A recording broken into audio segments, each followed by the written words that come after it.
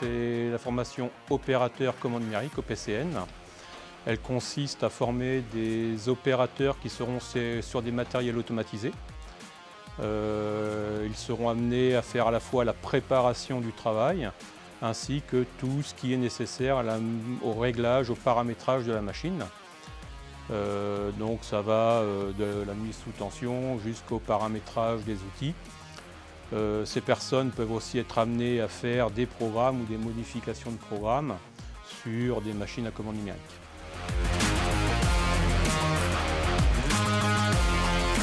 Alors, globalement, la formation elle a une durée de 13 semaines réparties sur une année.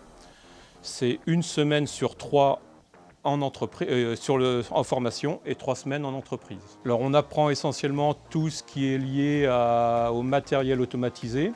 Donc ça passe par tout ce qui est automatisme des machines-outils, la maintenance, bien sûr la mise en œuvre de ces matériels-là, donc toutes les procédures de mise en œuvre d'une machine automatisée. Ça passe aussi par tout ce qui est réglage outils, paramétrage des outils et aussi un gros pôle sur la programmation des commandes numériques.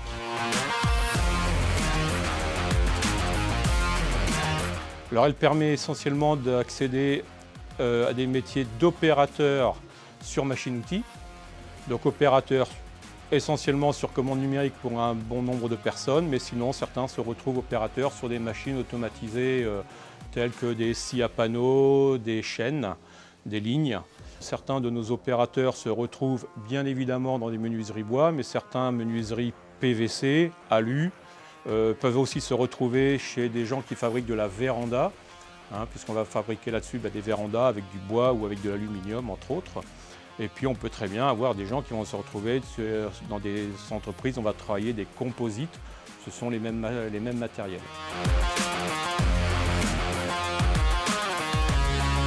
Elle est ouverte à tous les profils. On a à la fois des personnes qui sont en reconversion, donc qui n'étaient pas nécessairement dans le bois et donc qui se reconvertissent pour changer de métier. Sinon, c'est pour d'autres se perfectionner, donc notamment des CAP ou des bacs dans le domaine du bois vont se perfectionner sur ce genre de matériel qui ne sont pas nécessairement abordés pendant leur formation de base.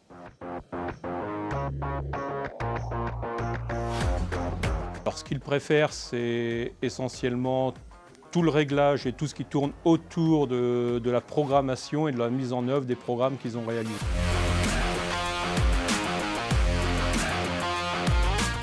Alors, les compétences à avoir, c'est essentiellement des compétences logiques, donc des personnes qui doivent avoir une bonne logique dans l'espace notamment, une bonne vision dans l'espace puisqu'on va travailler sur des usinages en 3 dimensions.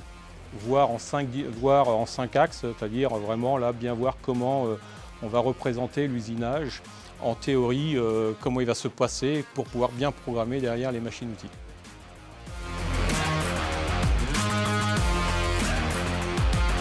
Aujourd'hui, toutes les industries en règle générale et jusqu'aux petites entreprises, c'est-à-dire que même des artisans aujourd'hui, s'équipent de machines-outils numériques, c'est-à-dire que le travail du bois, comme on peut l'imaginer, avec la varlope, le ciseau à bois et autres, c'est plus du tout ça ce qui se passe en entreprise.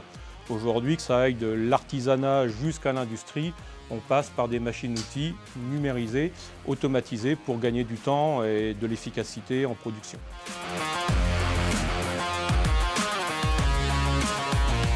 On est un centre de formation reconnu parce qu'on a déjà des matériels qui sont bien représentatifs de ce qu'on retrouve en entreprise, avec des formateurs, des intervenants techniques qui sont toujours en relation avec les entreprises, c'est-à-dire que nous, en tant qu'intervenants techniques, on est amené à aller former des salariés en entreprise, donc on est toujours proche du terrain, à la fois sur les procédés que sur les types de matériel utilisés.